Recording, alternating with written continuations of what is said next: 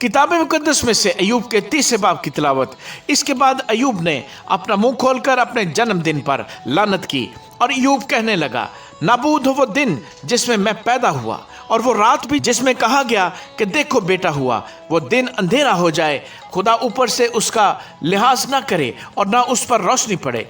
अंधेरा और मौत का साया उस पर काबिज हो, बदली उस पर छाई रहे, और दिन को तारीक कर देने वाली चीजें उससे दहशत ज़दा करें। गहरी तारीकी उस रात को दबोच ले।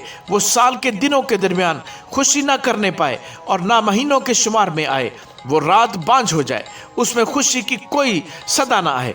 दिन पर लानत करने वाले उस पर लानत करें, और वो भी जो अजदहा को छेड़ने को तैयार हैं, उसकी शाम के तारे तारीक हो जाए। वो रोशनी की रात देखे जबकि वो है नहीं, और ना वो सुबह की पलकों को देखे, क्योंकि उसने मेरी माँ के रहम के दरवाज़ों को बंद ना किया और दुख को मेरी आंखों से छिपा ना रखा।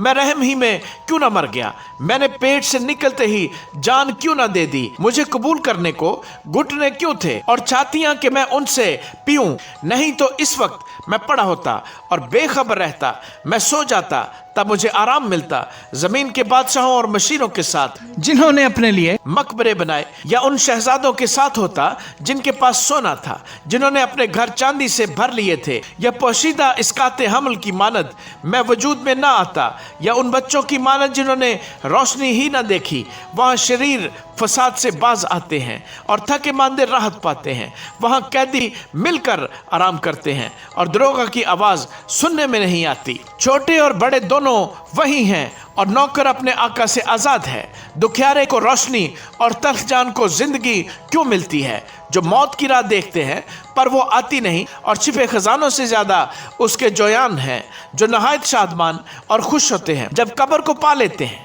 ऐसे आदमी को रोशनी क्यों मिलती है जिसकी रात छिपी है और जिसे खुदा ने हर तरफ से बंद कर दिया है।